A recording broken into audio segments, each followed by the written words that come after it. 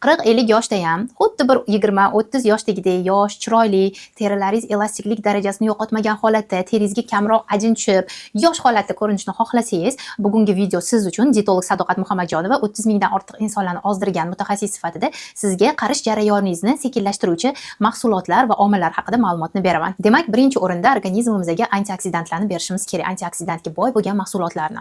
Antioksidantga boy bo'lgan mahsulotlar bu nima uchun xizmat qiladi? Bizning terilarimizda hujayralarimiz bor. Bu hujayralarimiz har doim masalan o'ladi, yana yangitdan tiriladi. Va mana shu bizning organizmimizda hujayralarimiz bor. Mana shu hujayralar yangilanadi. Mana shu hujayralarning yangilanishida erkin radikallarga qarshi kurashda antioksidant kerak. Eng zo'r antioksidant mahsulot bu ko'k choy hisoblanadi. Bundan tashqari vitamin C ga boy bo'lgan mahsulotlar, sitrus mevalar, apelsin, mandarin, kivi mahsulotlarida ham albatta antioksidantlar bor. Keyingisi albatta vitamin E ga boy bo'lgan mahsulotlar, bodom yog'i, bodomlar, yong'oqlar ratsioningizda bo'lishi kerak. Beta karotin haqida ham unutmaymiz, chunki beta karotin bu terilarning elastiklik holatini yaxshilab beradi. Siz aytishingiz mumkin, Sadoqat, beta karotin bu nima? Bu aynan sabzida bor, bu aynan qovoqda bor, bu aynan nimada bor? Shirin kartoshkada bor. Shirin kartoshka, ya'ni batatis deyiladi bizda Misrda.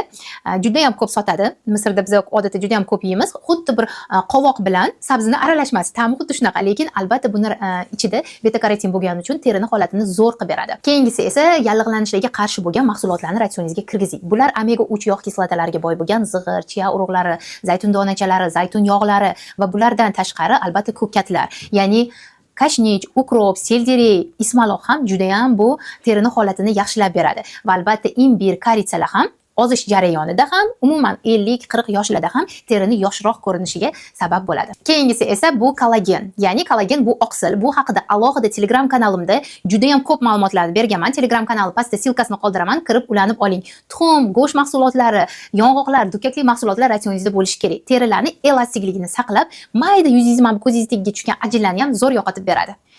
Teri doimo yosh, chiroyli holatda bo'lishi uchun suv normasini ichish kerak. Har bitta insonni kilogrammiga qarab suv normasi to'g'ri keladi. Ya'ni buni 30 ga ko'paytirish orqali bilamiz. 60 ni ko'paytirasiz 30 ga, kunlik suv normangiz kelib chiqadi. Demak, suv normasini ichmasak ham terilarimizga ajin tushish holati bo'ladi yoki o'sha gidratatsiya jarayoni bo'ladi, suvsizlanish jarayoni organizmda bo'ladi. Bundan qochish uchun esa biz bir kunda 1,5-2 litr suv normani ichib berishimiz kerak. Va albatta ratsioningizga ichaklaringizni mikroflorasini qo'llab-quvvatlash uchun probiotiklar va prebiotiklarni kirgizing. Ya'ni probiotik va prebiotiklar bu ichakda yaxshi bakteriyalarning sonini ko'paytirib beradi. Sut, qatiq, kefir mahsulotlari yoki fermentlashgan mahsulotlar, bo'lishi mumkin tuzlangan bodring, kimchi, kvashenniy kapusta deyiladi. Ko'pchiliklarga bu nom ostida tanish. Bular hammasi ichaklarda yaxshi bakteriyalar sonini ko'paytirib, terilaringiz holatini yoshartirib berish xususiyatiga ega.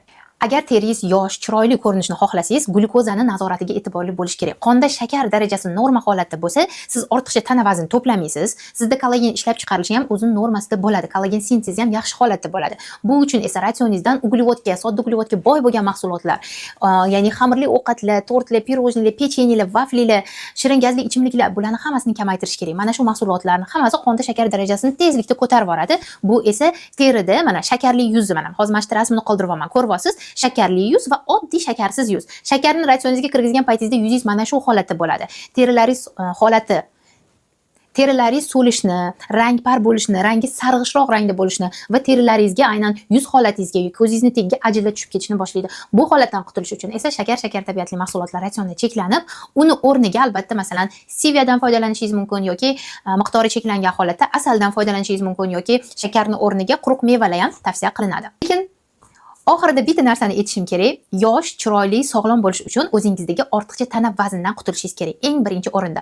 Ortiqcha tana vazni bor, semiz insonlarning juda ham ko'pchiligi yoshi katta ko'rinishni boshlaydi. Aytaylik, siz 40 yoshsiz, sizni ko'rgan inson 60 yosh, 70 yosh berishi mumkin. Bu uchun esa meni yuqoridagi top maslahatlarimga amal qiling yoki meni ozish marafonlarimda qatnashing. Ozish marafonlarimda ishtirokchilar mana bu holatdan bu holatga sog'lom, organizmni qiynamasdan chiroyli kelishni boshlashyapti. 30 mingdan ortiq insonlar ozdi-ku, nima uchun siz ozolmaysiz?